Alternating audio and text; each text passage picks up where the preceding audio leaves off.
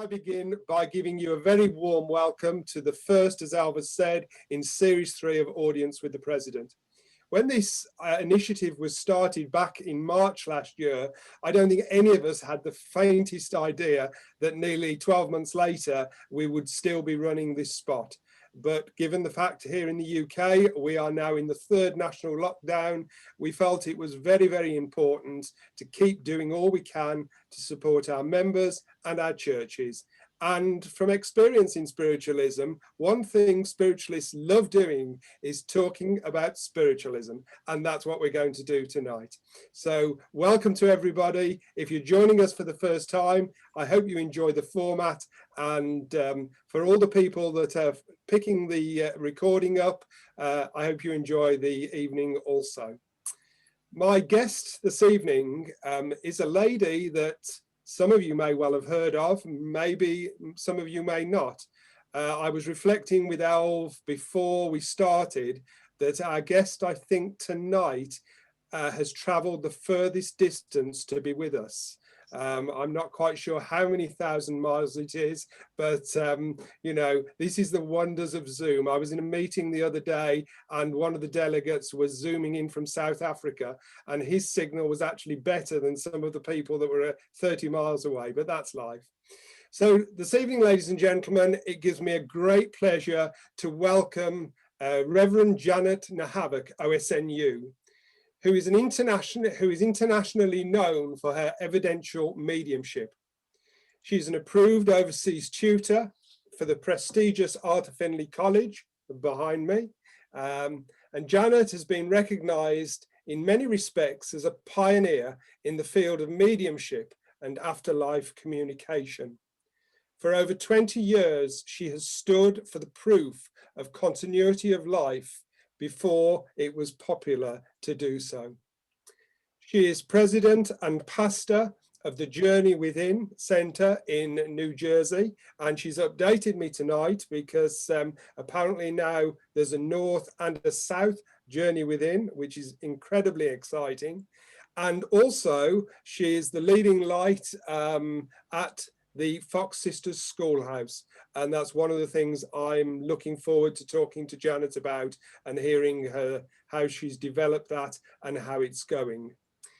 She is, believe it or not, some of you may know, a former Roman Catholic nun. And she's featured extensively on television, radio, and in the printed press.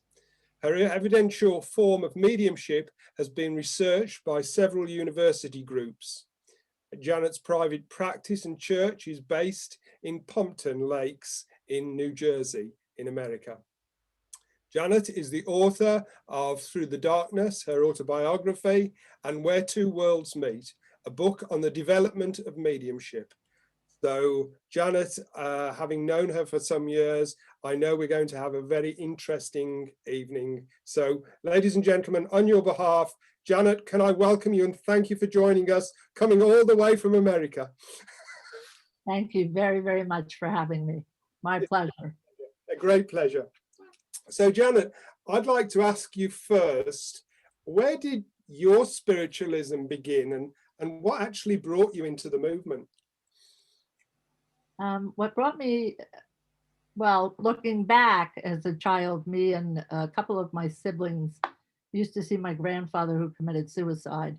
My mother figured that couldn't be good if he was turning up, because years ago within the Catholic Church, if you committed suicide, you were doomed to roam the earth, you know, in chains, a terrible picture, you know.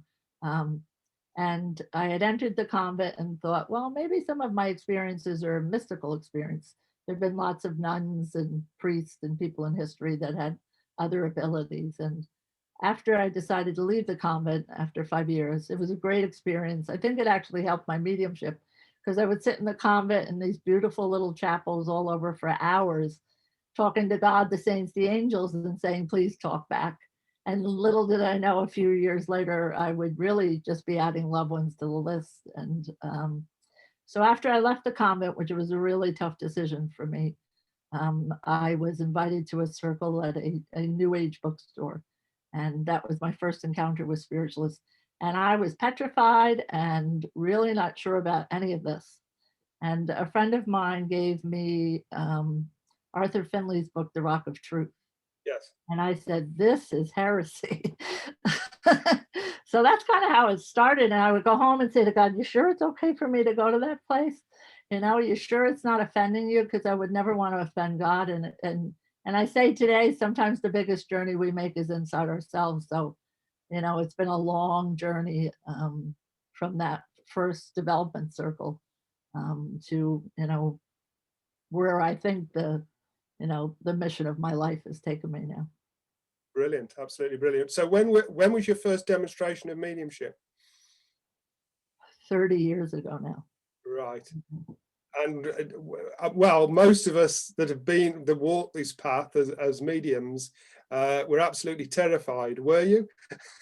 I was terrified, but it was a very different, you know, and that takes me to the story of coming to Arthur Finley.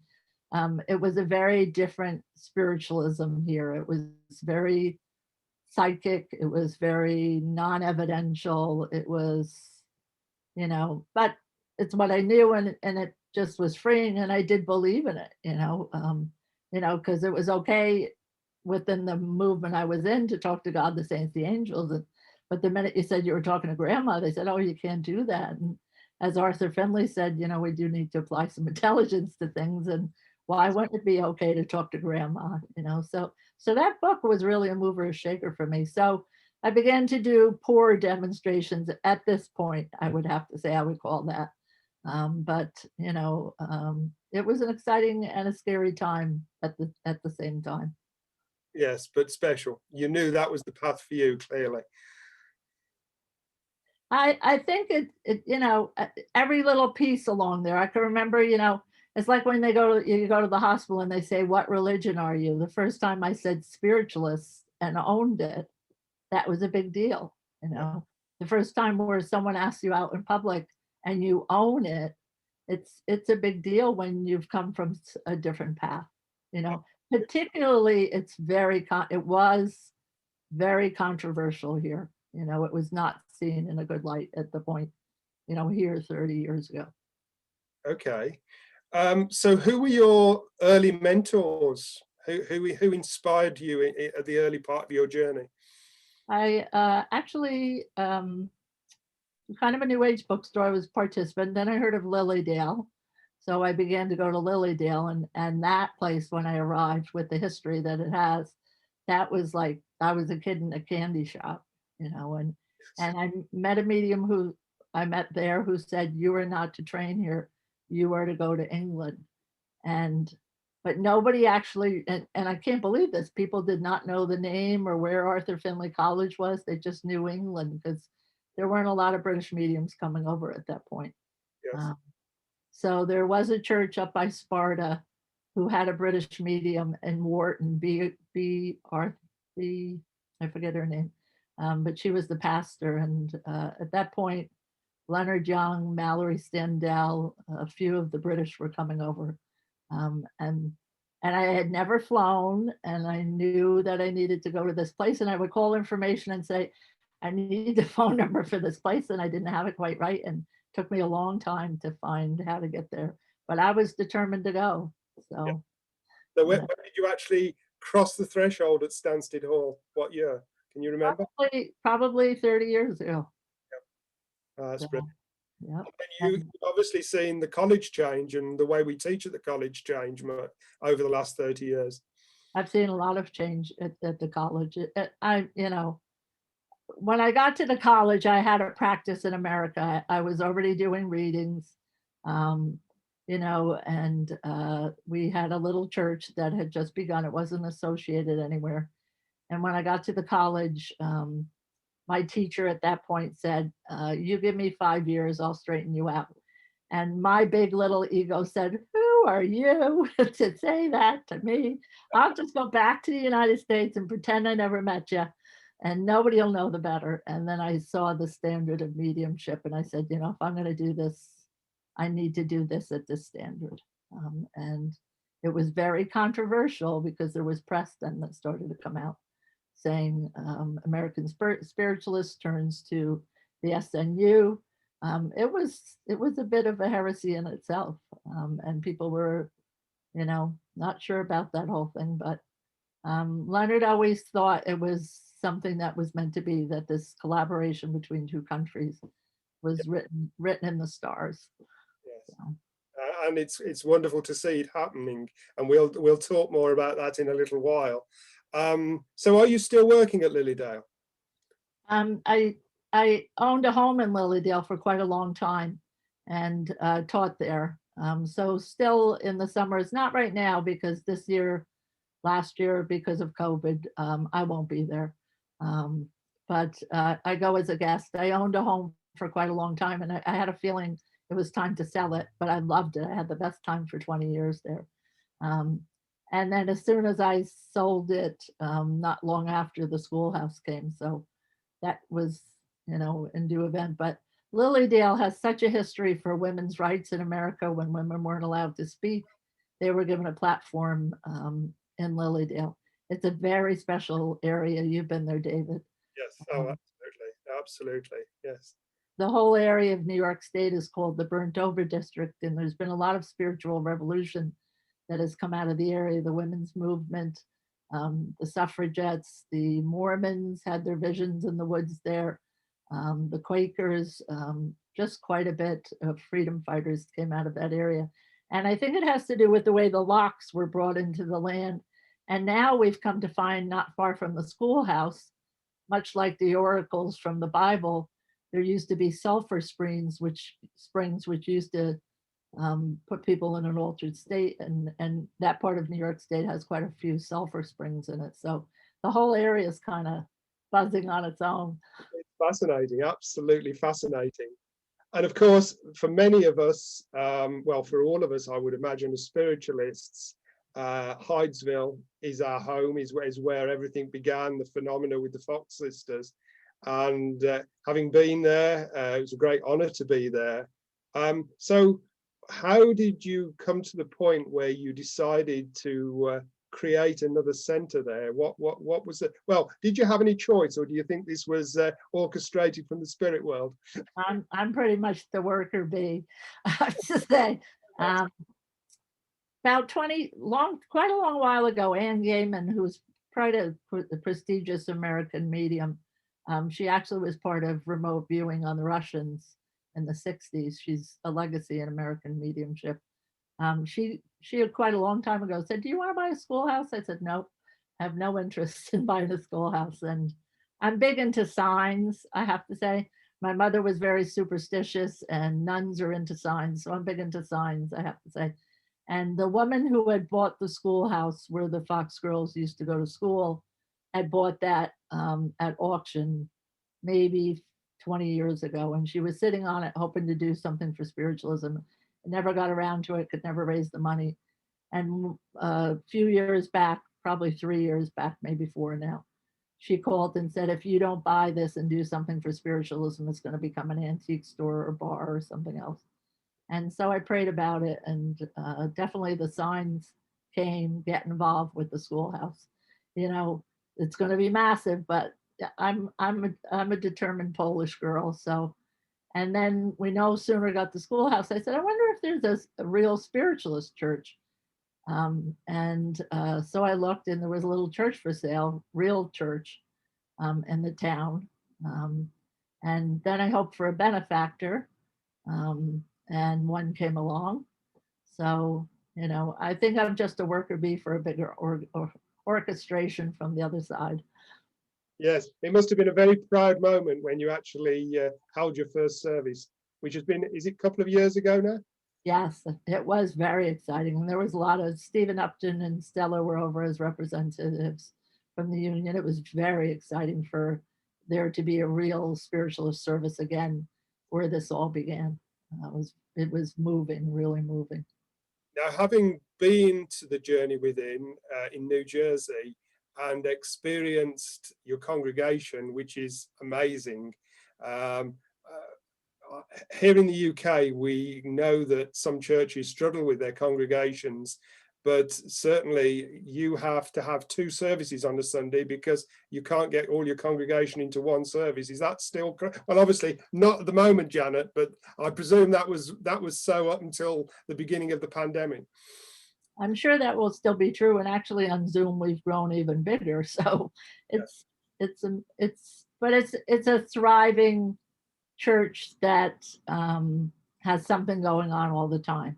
Yeah. I mean, every day there's a development class, there's bereavement groups, there's social justice committees, there's all sorts of groups that have nothing to do with mediumship and healing. They're both really important, but there are a lot of people that aren't involved with those two things. And if we don't provide things for them, when we started the social justice committee, people were coming to that saying, finally, there's something here for me, Yes. So So it's fun. you're building your community, and that's brilliant. That has to be a model that we can emulate here in the UK. It's in community is so important, and realizing that people want different things, and they need different things to help them in many ways. So what are your hopes for the new centre when things get back to normal? Well, the schoolhouse really, to me, for us to restore that, because we figured it's $250,000 to restore it. Once that will become the Fox Cottage, the actual Fox Cottage, which the National Associations of Spiritualist Churches have procured and is now a park with the building there. So that will remain there. And I think the schoolhouse will become an extra thing in that area, really to the beginnings of the story of modern spiritualism in America. So it's our hope to, get it so it's open to the public and then have it funded so it can remain that way for a very long time, because, the story and what it means and what it has meant needs the history in that area. It can't be a story that slips away. It No, would be so wrong. it's too important, much too important. I know you're going to continue with the teaching because that clearly is very important to you in Yeah. New Jersey. New Jersey, it's thriving. Upstate, it will have its own, the schoolhouse will have a different flavor because there is only one place that is the beginning of spiritualism. And there has also been a lot of press interest in that whole area. There's the ghost hunters who like to, there are a lot of people that are into following, occult places. And there's only one beginning place. So it makes it unique in itself. So that's why it's so important for me, for the heritage of it. But in doing that, I mean, it's just a lot of fun. I can't deny it's a lot of work, but we have so much fun, I have to say. Yeah. The British come over and the teachers come over and we go on these road trips. And, when they first started come, they'd say in England, we don't drive 2 hours like this, but we'll get in a car and go for 7 hours and have the best time. It's a wonderful life. It really is. Having done the road trip from New Jersey down to Hydesville with you a few years ago, it was fun. Yes, it is. As long as it was actually run on a lot of coffee, wasn't it? I seem to remember. You love your coffee, Janet. Yes. And Tanya did a great job driving too. Oh, absolutely, yes, it was great. Absolutely brilliant. So Janet, you were also one of the leading lights in creating the World Congress of Spiritualists, which I think now must be seven years ago, maybe. We organized the first one at Lilydale. I think it's even more. I think it's more than that, even. Possibly, yeah, maybe. Yeah, it's next year. It's due for the next one. So yeah, it's there or thereabouts. You've described yourself as a busy bee, and you were certainly busy from what I saw over those few days of creating that Congress. Are the links that we created then still strong and still growing? I think it's remarkable, and similarly, the coming together on that. And I have to give, Stephen Upton was involved, and Al Batten was involved. There was a couple other people in the very beginning, and when that took place that day, when the leading exponents from different countries were there, it was really very moving. And if we really do want this to become the world's coming religion, we do have to work together. And I don't think there is an organization that's involved that does not agree on that, which is fantastic. And then when it came to Stansted, I mean, it was just, to me, they're just so moving. I think the links are very strong there. There's a great support for one another, and that had not taken place in a very, very long time. Yeah. No, absolutely. So it wasn't unprecedented from an organization. There had been World Congresses before, but we obviously hadn't done them for many, many years. So yeah, I think the feeling at Stansted, obviously with it coming to Stansted, I was concerned that it would be a success and everybody would enjoy the experience and get something out of the experience, which is a big call when you think people are traveling many thousands of miles to take part in this quite short event. But to me, it was almost as if from Lilydale to Stansted, you didn't miss a beat, and it grew from the one meeting to the other. It grew, and the people you'd met from the first, there was that camaraderie there between them, and it was wonderful. It was amazing. Yeah. I still think the service that was broadcast from Arthur Findlay College, in current history, I think 4,000 to 5,000 people have viewed that service. So that's pretty big number, I have to say. And the numbers we were getting for people that weren't at the Congress that were watching this because it was live streamed as well, just were incredible. There was a huge interest in it. Brilliant. It's wonderful to see spiritualism alive and well and developing in many, many countries. And that's tremendous. That's Absolutely. A great encouragement for all of us, I'm sure. So Janet, thinking about spiritualism, the movement, the religion, the experience, the development, the journey, whatever you want to call it, do you think in America it's getting stronger or not? Oh, well, I have strong opinions on that. So I actually think it began here. It rose here. It was huge at the turn of the century. There was actually a spiritualist Republican Party, I have to say. And I'll just my opinion is the stewardship of it, and I just do have to say, politics and egos and all sorts of other things, really hurt the movement to it waning, really waning, I have to say. But now there is a huge new wave. So, it started here, was really strong. I went over to England, SNU really, really grew strong. And I think here there's a massive interest. We are probably, because we do ordain independently because it's such a big country here. We've just taken in January 24 new ministerial candidates. So, we're in a strong position that as the organization in the United States, it's in a huge upward sweep.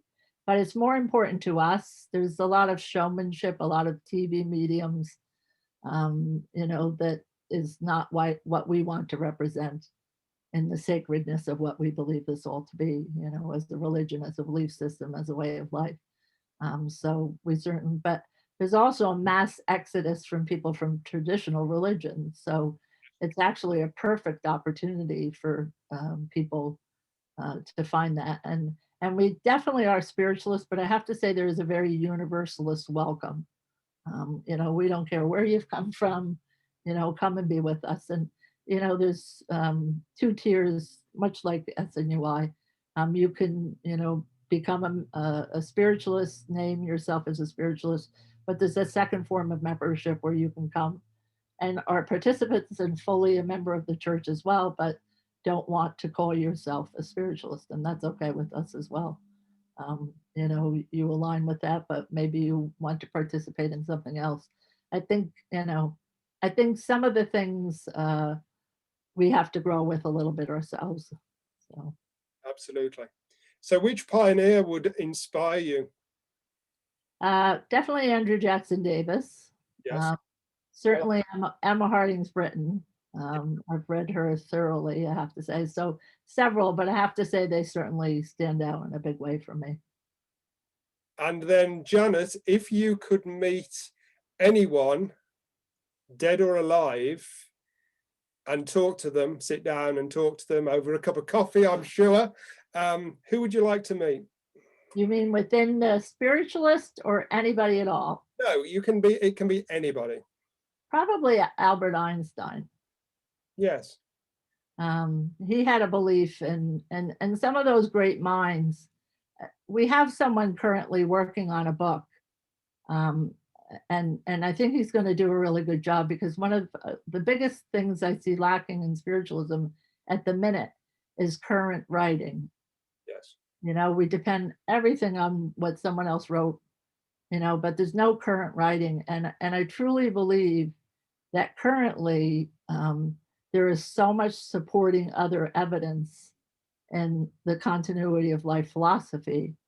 You know, like Thomas Edison, who believed he could, you know, build a black box that was going to talk to his grandmother. You know, there are such other organizations, you know, that are scientifically based, that we can create a really new, different underpinning for our beliefs that gives it a very educated, actually, appearance. Yes. Not superstitious anymore. Near-death experiences, you know, there's doctors now talking about this, you know, Raymond Moody's experiences. So I think, you know, if this book comes together, which I think at least it will be something current, and we need that. We really do need some of the minds we had of the past to come round to this now at this time, and I think it will be even a bigger eye opener for people. Absolutely, yes. I know there's a lot of universities around the world that are working with spiritualists, mediums, healers, and there's a lot of interest there. A lot of interest. And you mentioned you've worked with a couple of universities, which is brilliant. And we seem to be. I sense that the approach to us and what we know to be true has changed in academia. They're a little bit more accepting of us than they have been in the past, which is encouraging. It is, definitely it is. It's still, you know, in a country where it's supposed to be equality, it's still, if you aren't mainstream, you know, and trying to get into, you know, an area here, surprisingly, you know, it's not easy. I mean, when we went to open this church, the Division of Civil Rights had to get involved. The US government got involved. Because that discrimination, particularly if you go through, America's huge, and there are staunchly Christian Bible Belt areas that, you know, people are longing, if they're in that area, to be associated to something to this, and they would meet the opposition we did. So we still have some things that are, you know, not easily overcome, but the tide is definitely changing. There's no doubt about it. Absolutely. Yeah, absolutely. And we've seen the same here in the UK as well. It's encouraging to see that. Well, according to my clock, it's 7:30, just past. And usually at this point, I like to open the meeting to our audience. I'm sure, Janet, with your knowledge and your experience, you'll be able to answer the questions. So bring the questions on, ladies and gentlemen. Alv, will you encourage this part of our evening?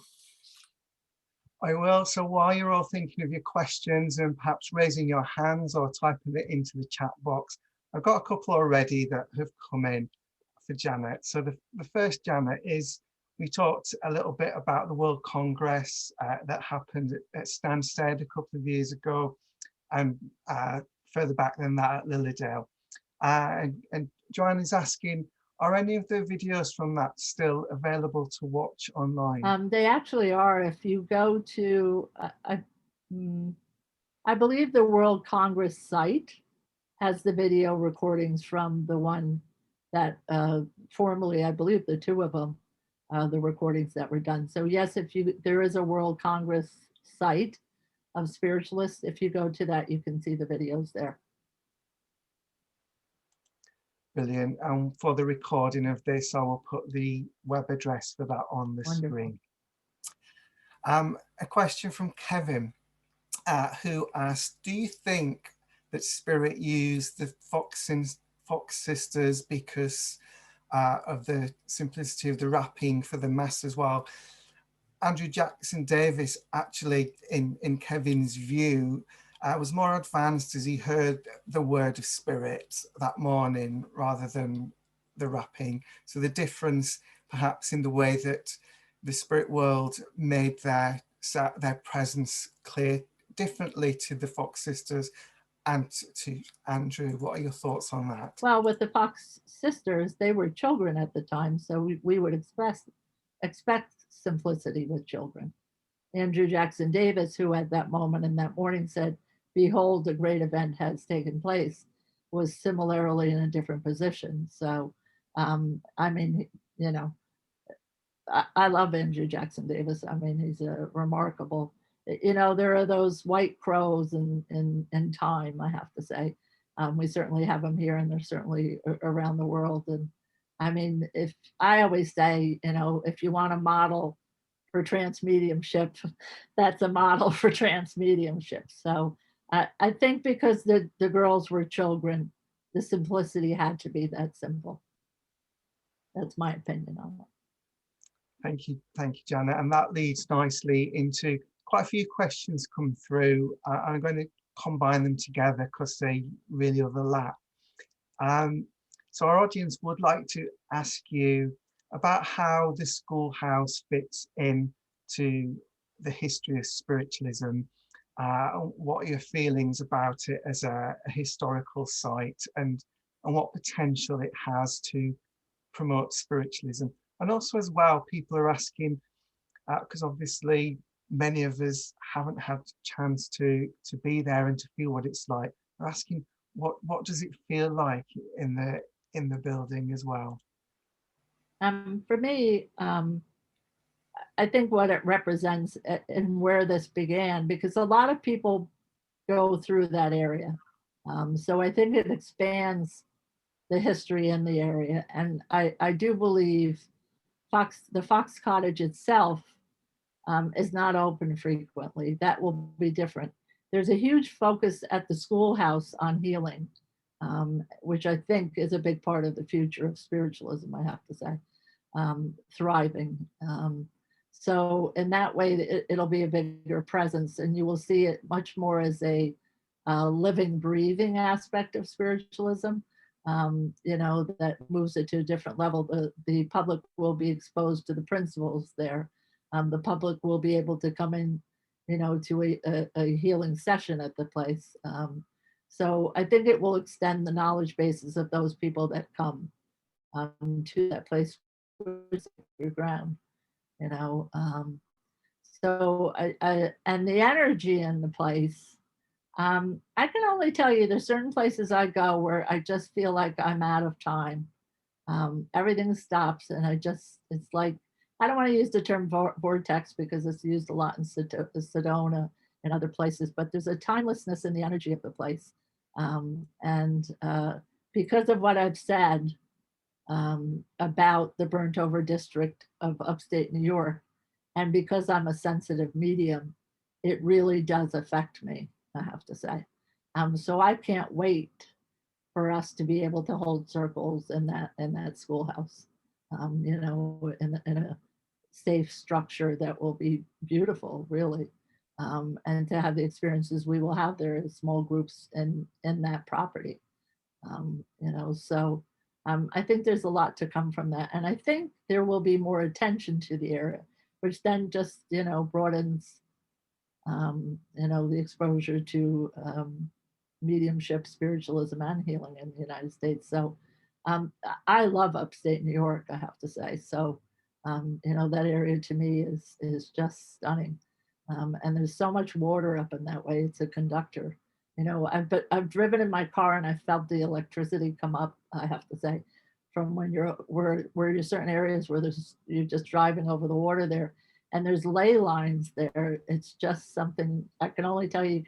First time I walked into the Mormon woods, which I wasn't knowing what to expect, I have to say. And I walked into where that was, and my solar plexus just started to spin. And I never experienced it before this way. And I was like, I don't know what's here, but there's something here, you know. So it's just a very exciting area. why would so much revolution come out of an area and then stop? I think there's going to be new revelation from there. That's my opinion. So I'll be sitting there waiting for it. So it's terribly exciting, and we're all on lockdown, so I think it's making us even more eager to get there and to see. I'm going to invite Helena to unmute her microphone and to ask a question to Janet. Good evening, everyone. Hi, Janet and David and Alf and everyone.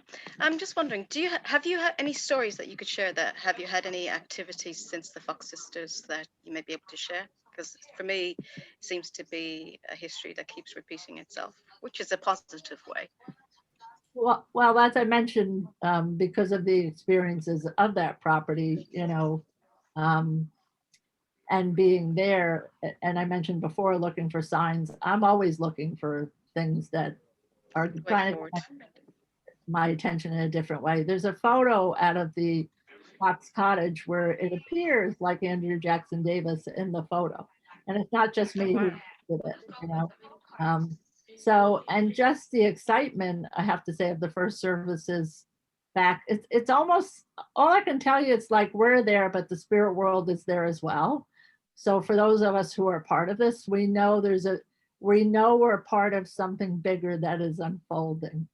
And it for us is undeniable, so we don't know the end of the story, but we know we need to do our piece in it. So we'll be doing that. So, and energetically, when you are there on that property, I have to say, at the Fox Cottage across the street, they put in a lovely walkway now. And if you just get to that property and go into the quiet, you have those personal experiences there. It's incredible. Thank you. Thank you. Brilliant. Thanks for that question, and great to hear that, and to get a little bit of an insight and a sense into what it must be like there. Some more questions coming in through the chat box, so thank you for sending them in. A question really about the actual structure of the building, because obviously it's been stood there for a long time. And so there are two parts to these questions. And one is what happened to the building in that interim period? So how long did it stand empty, and what was happening to it, or was it used for something else? And then a little bit about what's happened so far. I don't know if any of you have been looking at the website, which I'll give you the details for later on. You'll notice that the roof, as I understand, has now been completed. So I guess a little bit about the history of the structure of the building, Janet. Sure. The structure has really pretty much been abandoned since it was a schoolhouse. There was a gentleman who, God rest his soul, at the moment didn't do us some favors, because before there were building codes, he went in and was trying to put an apartment upstairs. He was involved with spiritualism himself. The Fox Cottage property across the street used to be a bigger property. There actually was a tiny little chapel there as well. So the building with this halfway put together apartment upstairs, when we procured it, thinking we could do the same, the codes wouldn't allow it. The roof was falling in. I mean, you can't walk safely into the building too far in a lot of areas. You'll just go through the floor. So in complete distress, and a lot of people said, knock it down, put something else up. And we didn't want to do that at that point. So we did the roof first to stop further damage. And we did some of the cement work outside to stop further decay. So the first year, we raised, I think, $70,000, and that's a good part of what took place with those two things: the roof, the dormers, those things. Then we've now put in a complete septic system, because if we weren't allowed to put in a septic system, the plans for the building would have been completely different. The architects have now come in, and we're awaiting the final plans to go to the town. which will finalize all the work on the building. The town has to approve it. We think we'll be okay, because they don't want to see this building sitting there deteriorating. But there's always problems with parking, so many parking spots. But we've been friendly, and it's been pretty well received so far. So that's been additionally done, which was costly in itself. A lot of trees that were, going to fall on the building, that was another $20,000. So, but we've been doing just demonstrations, little demonstrations of mediumship. Mavis Batilla has been very involved. A lot of the British mediums have been involved with doing little fundraisers, as well as the United States. So it's come along quite well, actually. I ask anybody I know to do a fundraiser, I have to say, and I have had really great response from, leading mediums in the United States. James Van Prague has done fundraisers, Lisa Williams. I mean, I don't think I've gotten a no from anybody. Paul Selleck, who is an unusual trance channel, who is not a spiritualist, did one. Suzanne Giesman, who wrote my book, she raised $15,000. So even though we're in a pandemic, knock wood, inch by inch, nail by nail, every time we do a demonstration, there was one this weekend. It's more nails, it's more wood. There's definitely a momentum, and we will get it done. There's no doubt about it. So, but it was a complete wreck. But that didn't put me off. We've transformed lots of buildings that were in need. So. Fantastic. I think I echo the words of Helena there in the chat box. It sounds like a positive outlook, so lots of exciting activity there. Another point that someone made, and I wonder whether you agree with this, Janet, or whether it fits in with your understanding and experience of working in these places. And the comment is really around how a place can affect what happens there. So I guess really talking about perhaps either the phenomena or the experiences that we have as mediums. And I guess when I think about that, certainly in the UK, when we visit churches, we often talk about the atmosphere of the church and the energy within the church. But by the same token, I've visited churches that take place in community centres, and the atmosphere is still incredible, that it comes from the people. But do you think there's a difference between the atmosphere that comes from the people and the atmosphere that comes from the actual place?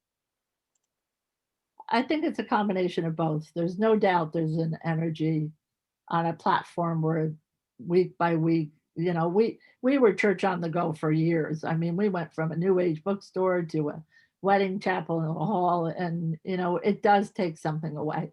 Church on the go is hard work, I have to say. So to have a platform, I mean, the energy in the chapel here at the Journey Within in New Jersey, I mean, people palliatively cry when they walk in that chapel. They're so moved by the energy, so much like me, when I come to Stansted and fortunate enough to demonstrate in the sanctuary or in anywhere at Stansted, you step in a power where the pioneers before us have stood. If I go into the woods in Lilydale, where there's demonstrations deep in the woods, I mean, there's a power there. So there's no doubt that's true, but there's something to be said for the mediums that come and that really work well together, that build that power. And I myself in my own development, wherever I go, I've been taught you bring the power with you, I have to say. You ignite this room for the demonstration for the night. You extend your power to take it all in. So I think it's a combination of all things, but hands down, I have to say, a place that is dedicated to the spirit world, as this building is. I don't know. We always wanted a church. Many of you might not have heard the story. We always wanted a church, and we worked towards that end. We were running fundraisers. We had no money at all. We would write letters to famous people in California saying, do you want to donate some money? But all of those efforts of working towards something ultimately brought us a benefactor who gave us $500,000, and now we sit in this meeting room between two worlds that was gifted, so and that is what has happened with the church in the north and the schoolhouse. I couldn't have gotten that if someone hadn't stepped forward. So I think when you're in unison with the mission or the what you're supposed to do with your life, and I believe something that is for the greater good, somehow there's a way. So like I said, we're really the worker bees, but I think people want to really be in community. And I think when they know they can be part of it and very involved in it, and it walks with you in life and it's lighthearted and you can laugh, people are willing to volunteer still, and put their own backbone to the process. So, there's definitely something to be said for energy that is used every week for the same purpose. So, we have a question and a comment about the Fox sisters as well. And Janet, they asked, do we know much about their relationship with the building? I guess how long did they go there? Are there any documents related to that? What do we know how it fits into their history? We know that the Fox family history is in the area. There's a little graveyard. John Fox still has, the descendants of John Fox still has a house up the street. It was said there was a Methodist little church on another piece of the property there. So the girls went to school there, I have to say, and it's right across the street. But if you look at the photos from when the hordes of people came first to the Fox Cottage, it was up and down those streets. Everything was involved with the energy.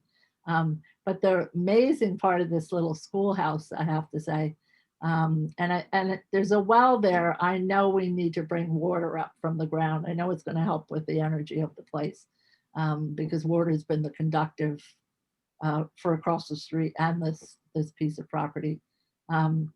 All the bricks on the building have little kids with little nails etching and stuff, and there's blackboards inside that we're going to restore from what was originally there. So we're trying to maintain as much as we could.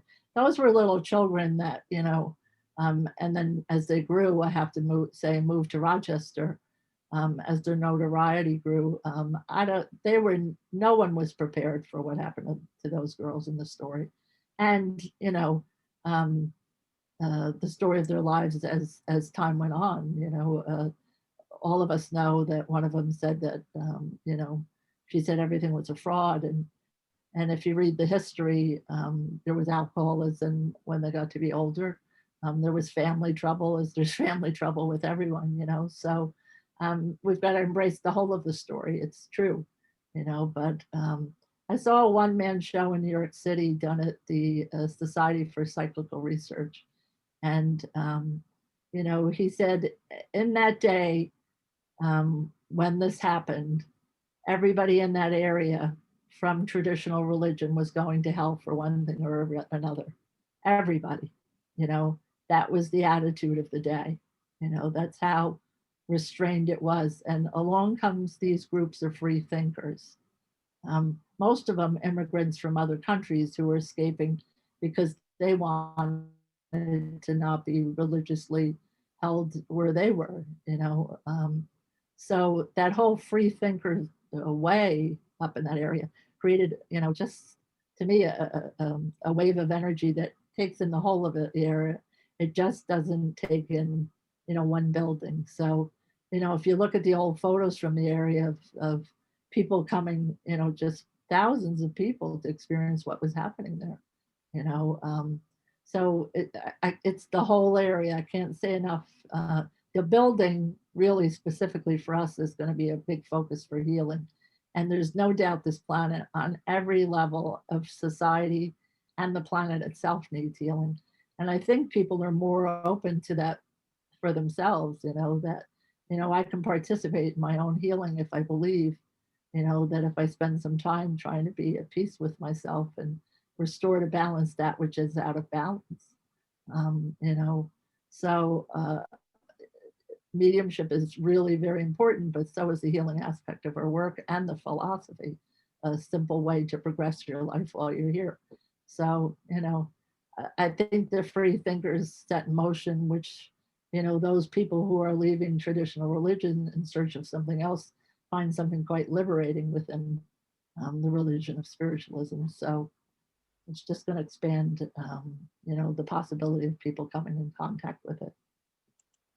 I think it is so important, and I do think it's incredible that our religion grew from the experiences of two girls. I think that's absolutely incredible, and perhaps there are parallels between, you know, our culture today and what was happening then. And I often think that, you know, when we think about Hydesville Day, which is March the 31st, obviously, as most of you will know, by April the 5th, there were hundreds of people at the cottage. And I just wonder if the parallel to that is how something perhaps goes viral on the internet now. But I also wonder as well that the Fox sisters sacrificed quite a lot of their well-being for what they did. And I perhaps see that today when people get famous very quickly and they find it very difficult to deal with that. I wonder if you see any parallels with that, Janet. I think people have to be really careful what, you know, they wish for. And my friend Ann Gaiman, who could have been quite famous. Ann Gaiman was a pastor of a church in the United States. She read for extremely well-known political figures. And they said to her over and over again, ditch spiritualism and you'll be really famous. And she wouldn't, I have to say. It still makes me want to cry.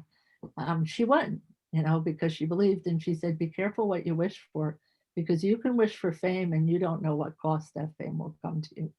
So, you know, I know people that have wished for that and it's destroyed their lives. So, you know, I think it's really true. We have to be careful of that. And, you know, I see standards of mediumship that anyone's willing to sell themselves out for that fame, and it's not worth it to me. It's just, you know, it's not worth it to me. That's all I can say, you know. So I think people have to be really careful about that. And I really do need to say that the Spiritualist National Union and the mediums from Arthur Findlay College have, for me, affected the quality in a very positive way. The standard of mediumship, the religion of spiritualism in the United States. I mean, there is a wave across this country that that standard has impressed, and it is huge. It's not little, you know. And there's a standard in what a spiritualist represents in a center that is that standard, I have to say. So, you know, it's a wave that's come back across this way. You know, what happens next? For us, we only see it as growth because that's what's evident. So it's my honor to be participants, but I cannot deny, you know, the involvement of the Spiritualist National Union in the new wave in the United States. Fantastic. I'm going to hand back now to David for his closing comments. David. Thank you, Alv, and I would like to extend a very big thank you to Janet.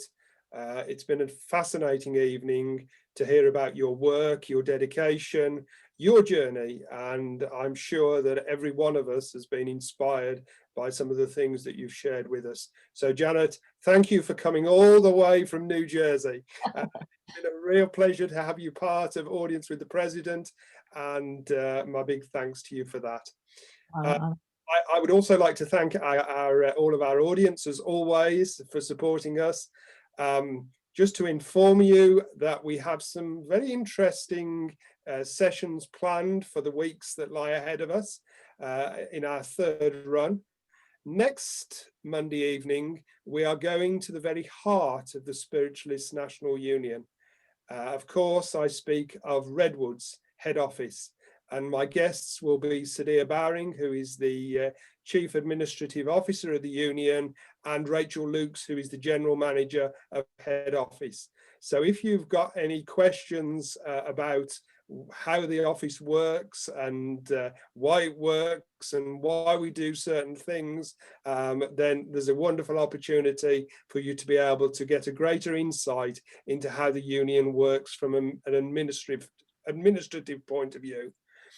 We also felt for the third run that we would like to spend a whole evening working with healing, and that will be the following week. And as I've said, we've got quite a few things in the pipeline, Alv and I. So thank you for joining us this evening, and I've thoroughly enjoyed it. My thanks again to Janet. My thanks as always to Alv for being our chairman and keeping all the technology working and keeping me in order, which is no easy job. So thank you very much, everybody. Keep safe. God bless. And we look forward to seeing you next Monday at 7 o'clock. Thank you. Thank you. Thank you, David. So before you all go, I'd like to thank Janet for a fascinating evening. It's been incredible. And if you'd like to know more about the schoolhouse, you can visit hydesvilleschoolhouse.org. I'll put these on the screen for the recording, and there you can find out what's happened so far and get updates about the project, and you can make a donation as well if you wish to support that. And you can find out about the Journey Within, which are the spiritualist churches that Janet leads, and that's journeywithin.org. If you are interested in our history, and we've been talking about that quite a lot this evening, on the SNU website, we have the Pioneer Journal, which is available to download. So snu.org.uk/pioneer-journal. Again, I'll put that on the screen at the bottom for you for the recording. And on that page, you can download as well. We've put together a series of downloadable, and these are all free, a series of downloadable PDFs focusing on different aspects of spiritualism. And one of those is Hydesville. And you can find more books on Hydesville at our shop as well on the website too. So we'll look forward to seeing you again next time on a Monday evening, 7 o'clock UK time. And you can find out the link to that on our social media, on Facebook, the Spiritualist National Union, and on Instagram and Twitter. It's @SpiritualistSNU. Thanks again for joining us, and we'll look forward to seeing you again. God bless.